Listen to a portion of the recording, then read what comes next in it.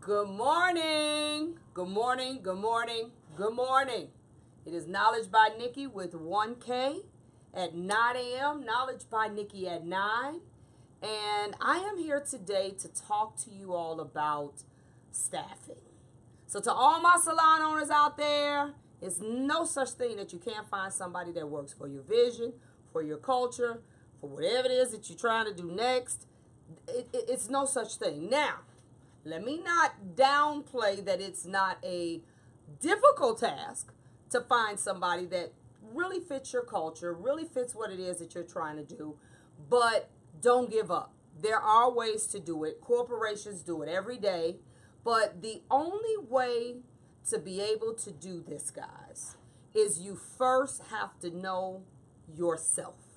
Okay, let me give you an example. When I had my third salon, I realized that my personal and professional career had evolved in a way that I needed a certain type of worker or service provider that could be able to take care and not have to depend on me for so much. I knew that I needed somebody that was responsible, that was great at critically thinking, that was self-managed.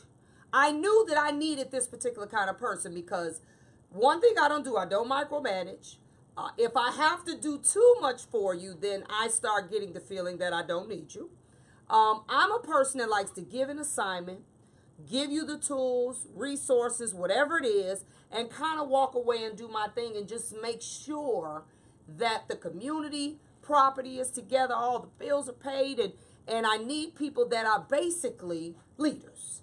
I knew early that I was better equipped to manage and to grow people that had leadership potential. I knew that early.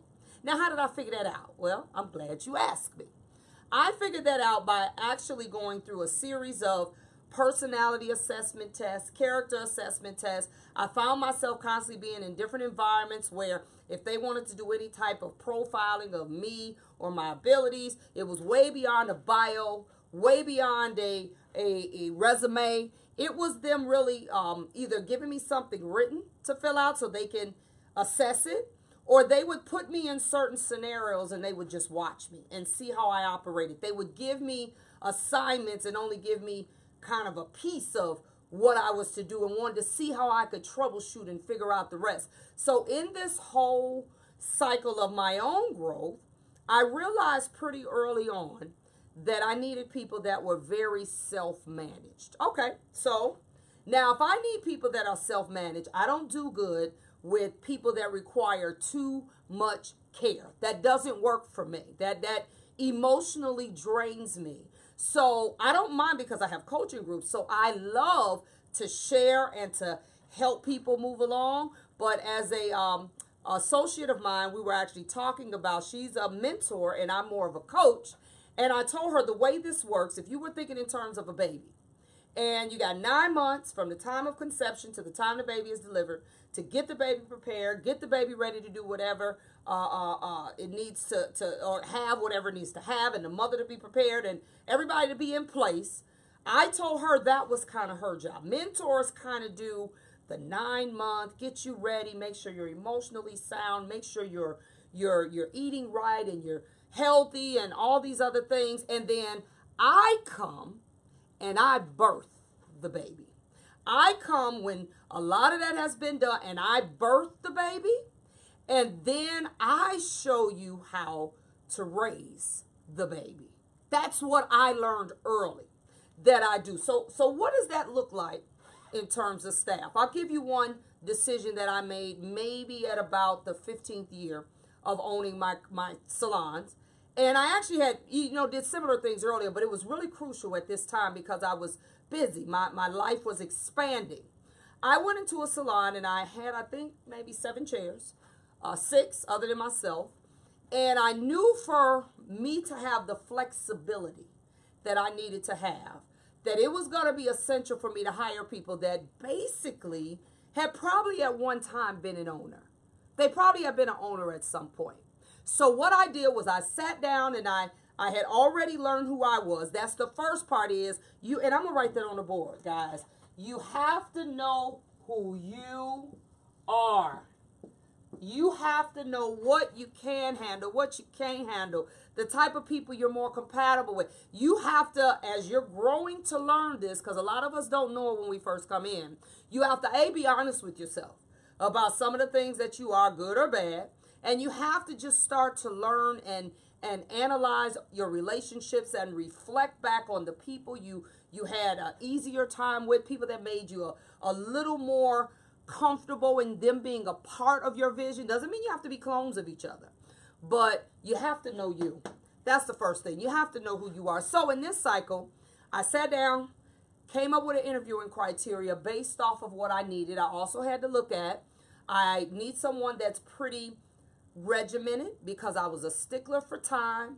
I needed somebody that cared about coming to work on time. I needed somebody that kept their appointments kind of together. They didn't have to be perfect, but not where it's just 1,000 people all over the place and we don't have enough seats and we don't have enough waiting chairs, or you have an age group that brings a lot of children and we don't have the capacity for those amount of children. So I also thought about, who are my clients? Who is my target market? I had to think about all of these things as I'm developing this one right here, my interviewing criteria. That actually had to come first. I would ask people questions. What is the age range of the clients that you actually are, presently servicing? If they said teenagers, I already knew. Teenagers travel in packs. They like to stand and hover around each other when they're at the chair. Teenagers they brought something different to the business that I could not accommodate. So if they told me that, scratch that off the list. So I had these things that I was looking for. Let me tell you what else I realized. The people that I was looking for that I call self-managed were probably going to be ex-owners. They were people who once used to own a salon. I found that if I targeted people that were maybe in, I would say, the 5 to 10 year ownership period. I didn't want anybody that was brand spanking new, like only owned for a year and a half, because they didn't really get the feel of it. They didn't go through the hard times with it. And I didn't want anybody that owned a salon for 20 or 30 years, because they sometimes will just come in and try to take over because they want to try to redo or do over what they obviously didn't do right. So I looked for someone that was in that 5 to 10 years period, and actually probably more like 5 to 7, that had owned a salon, but for whatever reason, whether it was they couldn't manage it or life or whatever, they had to let it go. I found that that person was a perfect person to have the mindset that I needed, so that when I was absent, because I was traveling a lot for work, I know they would handle stuff and not have to call me and ask me, because they were self-managed, because they had already been in that position before. So I'm just giving you some examples of some of the things you're going to have to do. You're going to have to, first off, you're going to have to know really who you are. I mean, really who you are, because at the end of the day, we spend a lot of time in salons. We're talking 8, 10, 12, 14, 16, some people more. And we're spending a lot of time together. So there has to be some compatibility and some understanding of each other's differences, or it doesn't work, okay? So let's talk about staffing again. Let's go back. I just had to throw that in there to give you a little realistic example of how I went about coming up with this, but interviewing is first. So your interviewing criteria, you have to come up first. Now, this is a book that actually is on my website. It's called Who to Hire, or How to Hire, Who to Fire. And then the interviewing criteria and things like that you can actually find in my book called Paper Makes Permanent. It's on my website also. My website is actually on the screen, so you can check it out. But this is the first thing you need to do. So you want to make sure you get some ironclad interviewing criteria. You are not out of order if you're at a commission salon especially, or even booth rental. If you make sure everybody has dependable transportation. Do you have a dependable car? Because I don't need to be explaining to your clients why you couldn't show up. This is a reality, and I'm going to put this out there. When people have kids that are very small, like babies, you already know, unless they have a phenomenal support system, babies get sick. They just do. And then if they don't have that type of support system, You're going to have some issues with them maybe having to be late because they had to deal with the children. And I'm not saying that these are bad things, but it's things that you have to just know that your business either can or can't accommodate. And you have to be honest about what you can deal with. If you know you're a salon that that absolutely unequivocally does not allow children, there are no special favors for anybody, then if you have someone that has small kids, there's gonna be a time or two when somebody didn't pick them up, somebody didn't take them to school, they out of school, you didn't have a babysitter. You're gonna have to think about all of that when you're hiring, because you design your culture. Your business is totally drafted from you. You started it. It's going to breathe the way you breathe. It's going to move the way you move. It's going to be a lot of a mirror of who you are. So you have to think about that when you're hiring. In whatever stage you are in life, then that's how you're going to have to look for people to kind of fit into that, okay? So interviewing is first. Then we talk about, this is something that you should always be doing, campaigning. You know, we think back to elections, whether they were local or federal elections. We think back to elections. And those politicians are campaigning hard. I mean, they're out there. They're everywhere. Places they probably never would have went. They're out there campaigning. You have to always be campaigning. That means even if you have a full staff, you are always interested in getting potentials for later. People leave, people move, you have to fire them, life happens. But when you start campaigning, just like a politician, you have to have a tagline. You have to have something that you stand for. You have to have something that you deliver when you're speaking, what represents what you're about. You got to have something to tell people that if you come here, I am about this, that. You know, we offer 24/7 key entry. We offer classes every month. We offer extended training that the owner splits the tab with you. Whatever. I'm just naming things. We offer paid vacations. You know, on your birthday, you get booth rental for free on holidays. We even allow your family to have discounts on products and whatever. There are many things that you can do. But when you're campaigning, you have to know, what is it that I'm about?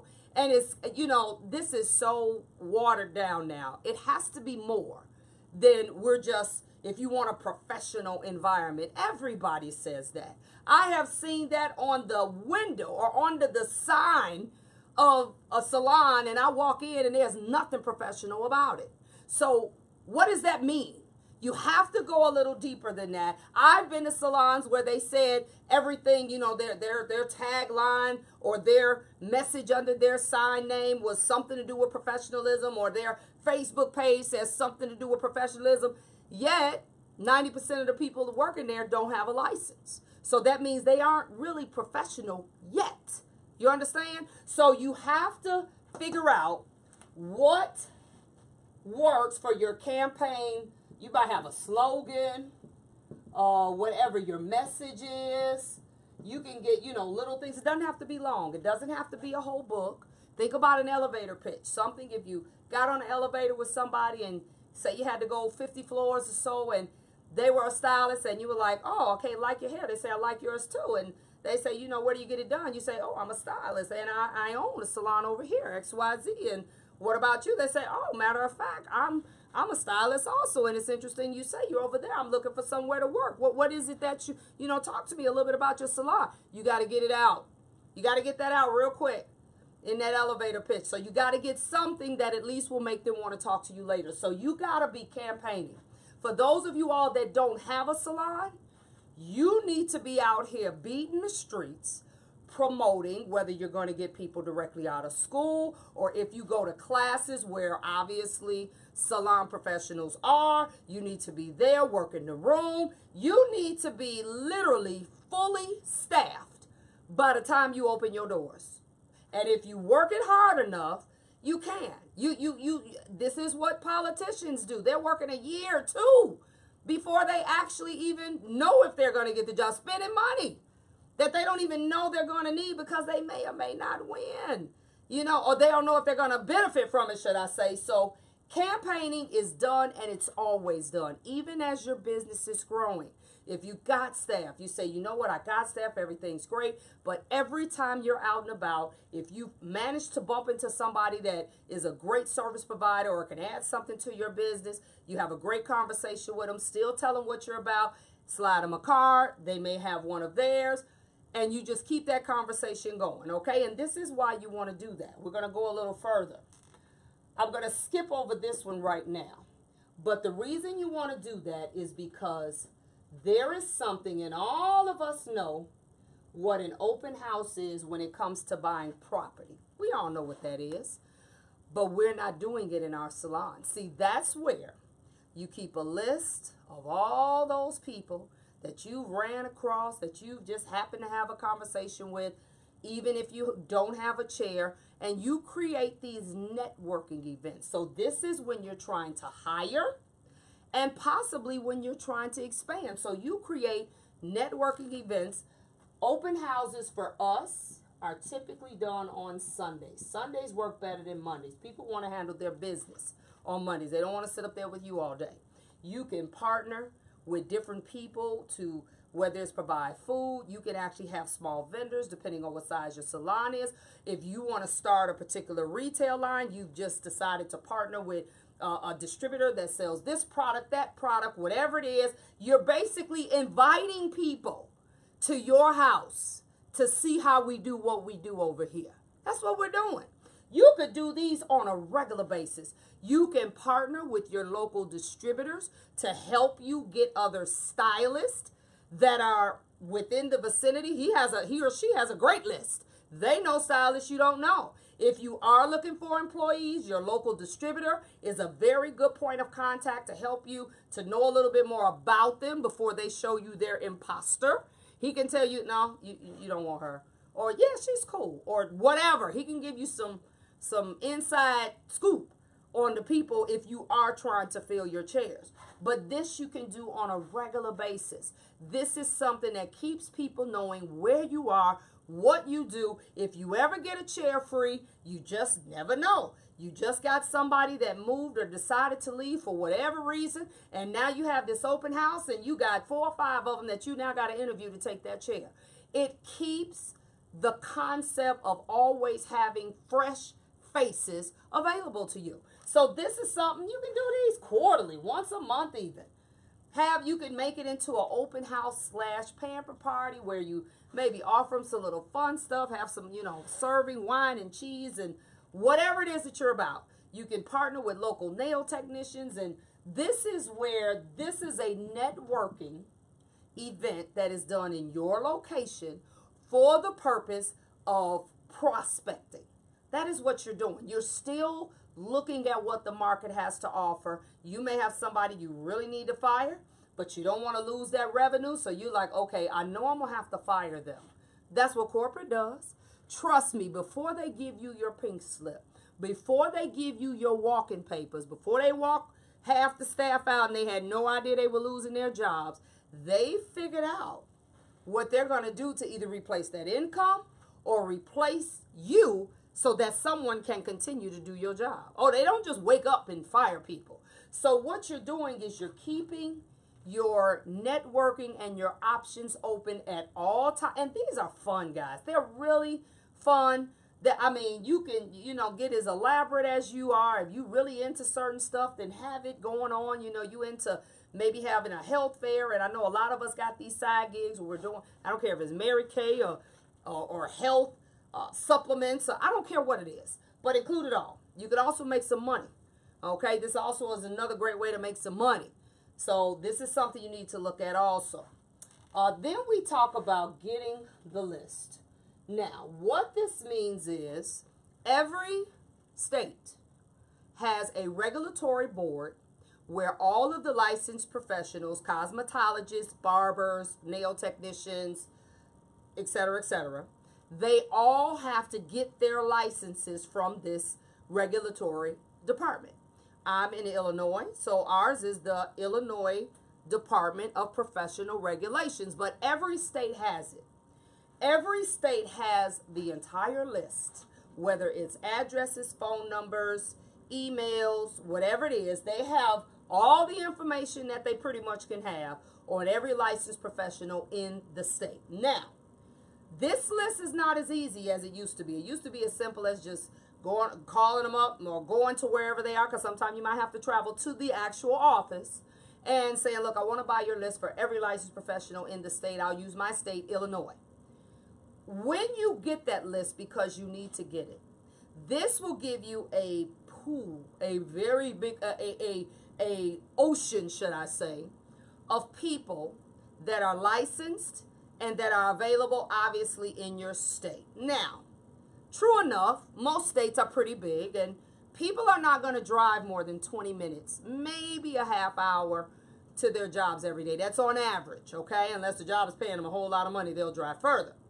So when you get this list, the goal is to narrow down or filter down this list to a 20 to 30 mile radius. That means all sides, north, south, east, and west, from your zip code. Okay? That is what we're doing. So that means once you get the list, if this is something you're not skilled enough to do, then you need to have someone that's an administrative assistant or somebody that just does side work. Virtual assistants are great with this, even if they don't work for you all the time. They know how to do this. Most of those names on those lists are in Excel. They know how to literally, whatever your zip code is. So mine, I'll say this is mine. Mine is 60411. So whatever my zip code is, they literally do, this is me.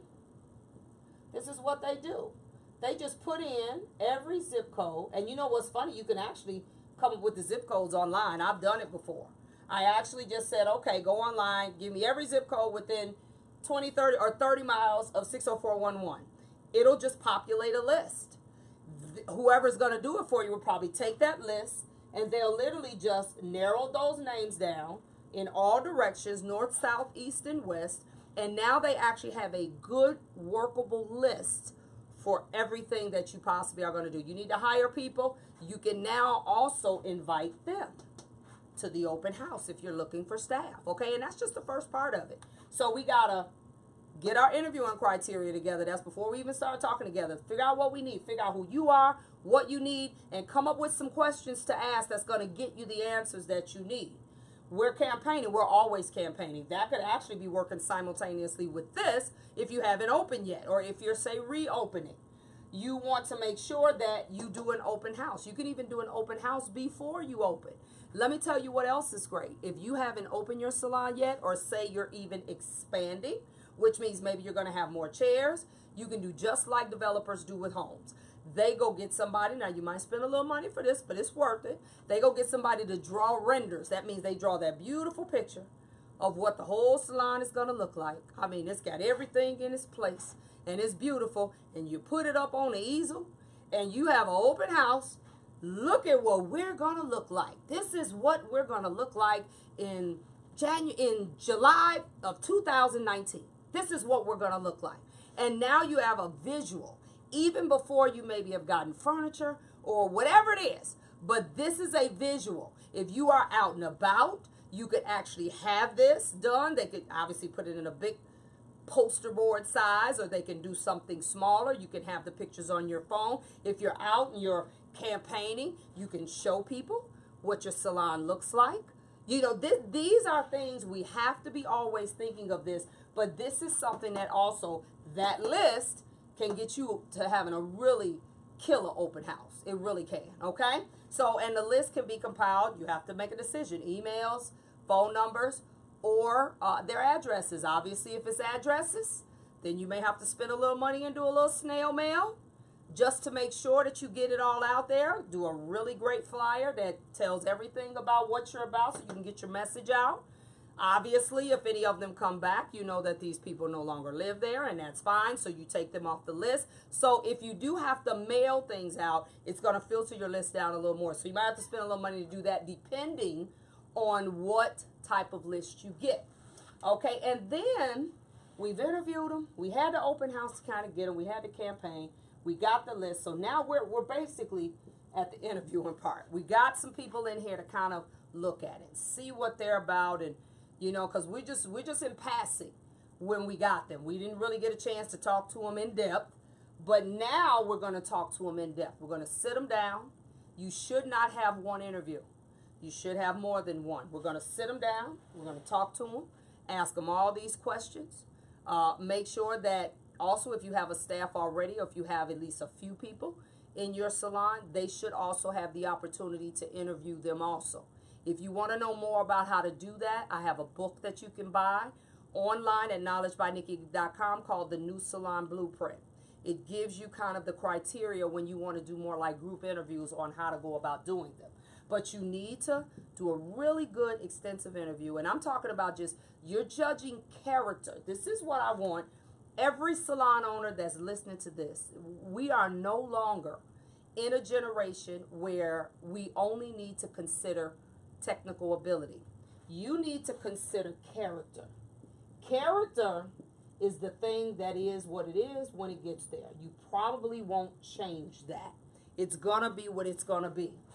Technique or technical ability, as long as it's relatively decent, you can train the rest. We need to be in a place now. I know some really great stylists, technical, but I wouldn't hire them because their character is warped. We need to be looking at character. What is it that you're about? What is your integrity level?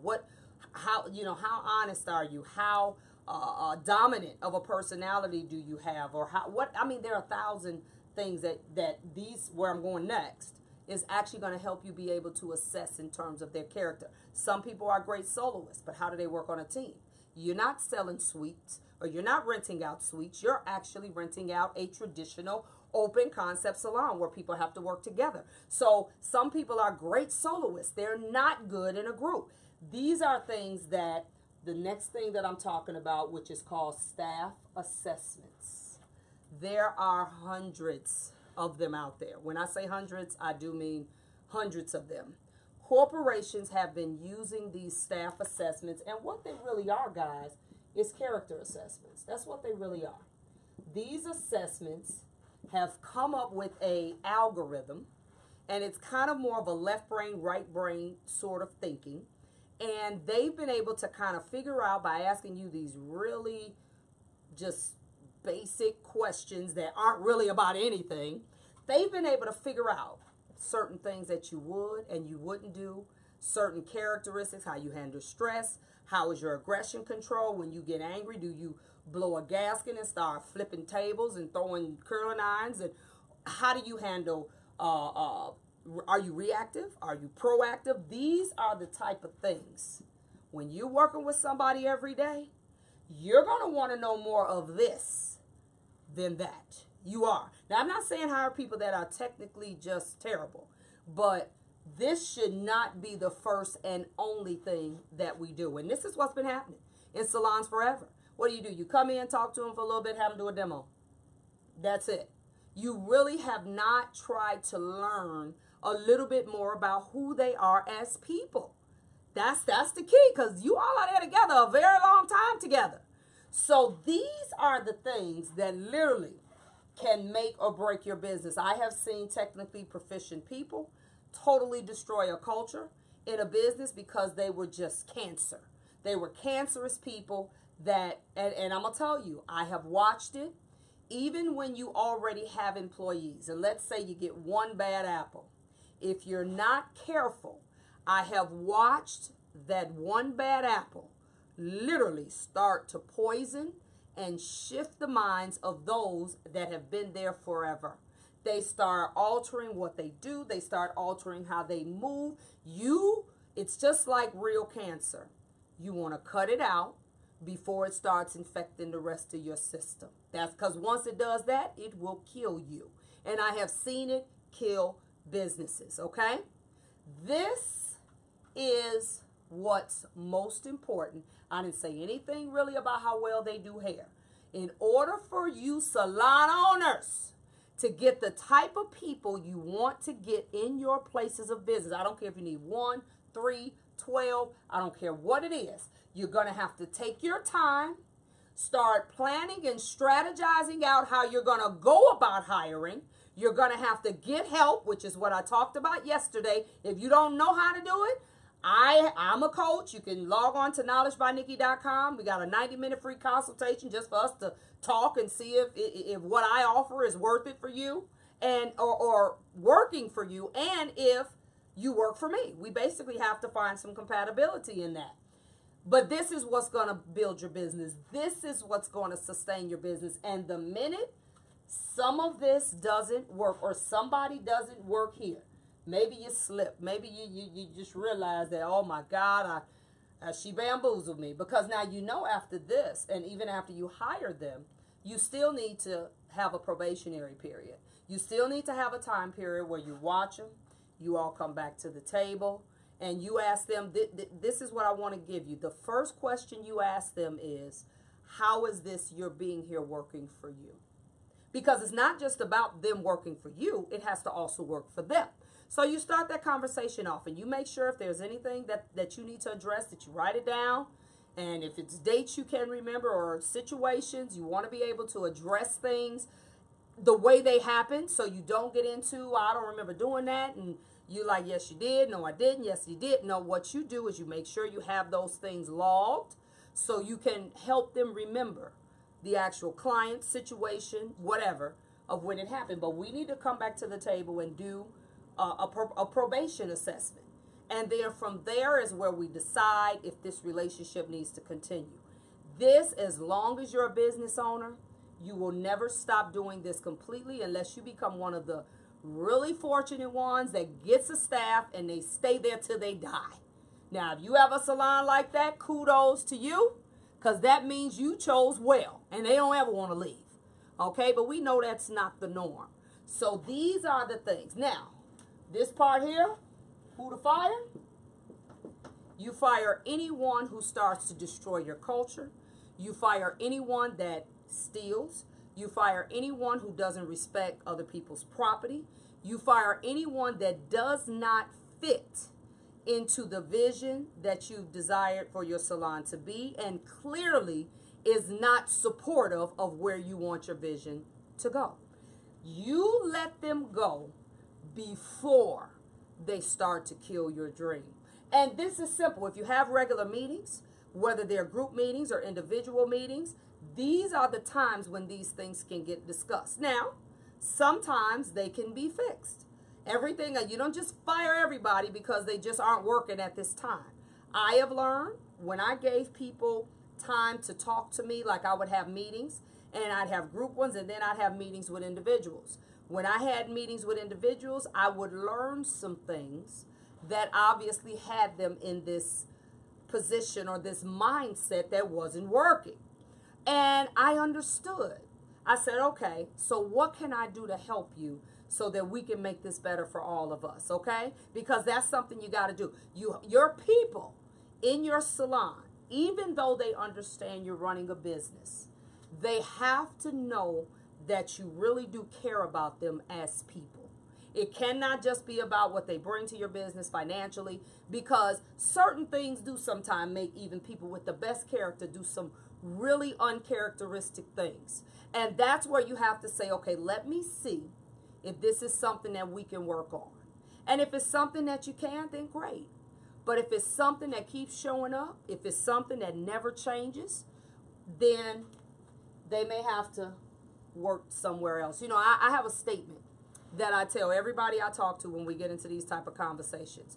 I said, God created everyone to be wonderful, to be great. And in my mind, everyone is great, but not for me. Everyone is great, but you just not for me. You be great over there. Because there are people that are compatible with other people, even if they're not compatible with you. But the goal is, this character assessment is going to really help you determine compatibility. And what I do with the people that I coach, because I give them this test, and then if they have people they want to hire, I tell them, let me give them the test, administer the test also. And the goal is for me to teach them how to read it and to show them some things about themselves. And when I say my test, it's spot on. It is spot on. When I say I do not have to know you at all, and I can tell you exactly who you are, how you move, how you do stuff, whether you have anxiety, whether you have poor communication. I can literally tell you some of the things that you are probably experiencing either now or have based off of what those findings tell me. And to date, I haven't been wrong. And that's because I just learned how to read it. You know, the company teaches you how to analyze it, how to read it. So if this is who you are, this is who you are. You're the owner. So then you would in turn get your maybe future employee to take the test as well. And then I put them side by side. And I look at them and I tell you this. It's not a pass or fail. It's not a should you hire them or shouldn't you. I put them side by side and I say, okay, this is where you are on this graph. And this is where they are. Now, there are certain things they do need to be opposite of you, but not everything.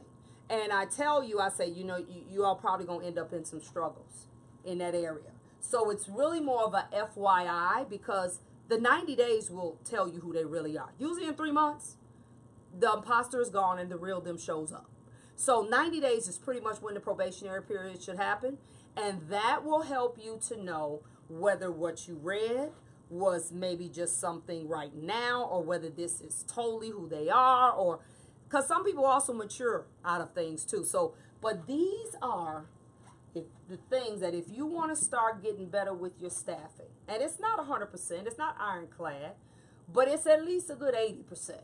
That other 20 might sneak in the doors and you like, oh Lord, I slipped on that one. But we are having a constant turnaround of staff that is because they didn't fit the mold. Now, let me say this, and I'm looking in this camera at all of my salon owners.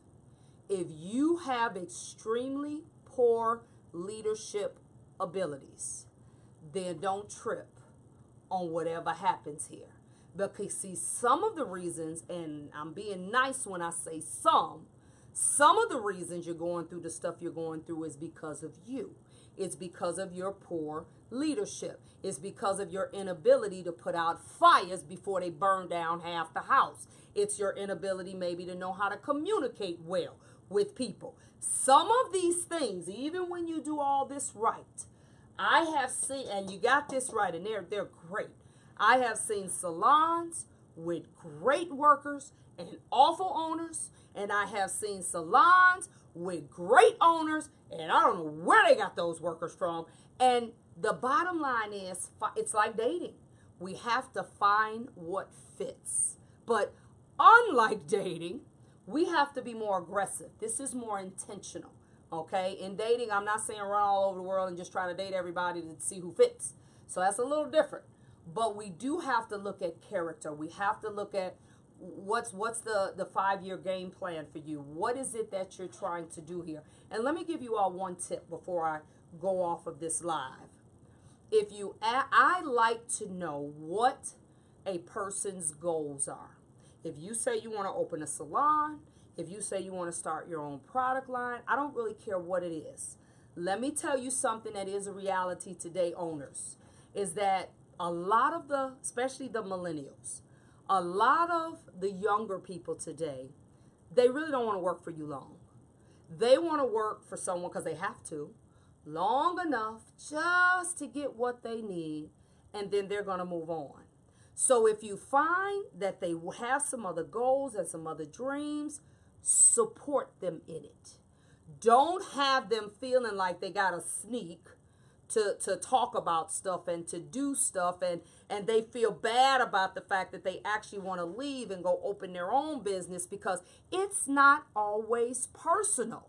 These were their dreams when they came there. And if you put them in a situation where they're not comfortable expressing their intentions, I'm not saying they walk around with a sign on their back every day talking about it, but if you don't do that, This is where I see things happen like walkouts, because people don't feel like they can be open with it. So they get in the back in the break room and they talk it, and they start campaigning for your people, and they start seeing who they can take out the door with them. Okay, and I'm not saying this is always the reason why this happens, but a lot of times it is. If you find out, matter of fact, if they're nervous about telling you, make it part of your interviewing criteria. Have you ever thought about owning your own salon? And if they say, yeah, how soon? How soon would you like to own? They may say 5 years. How about this? While you're here, I'm going to pull you in and I'm going to show you some of the things that I do, or make sure that you're aware of some of the things that come with salon ownership. While you're growing, you're going to also be learning from the back end without having to carry the responsibility of how this thing goes. I guarantee you, unless it is a person with extremely warped character, they're going to appreciate that.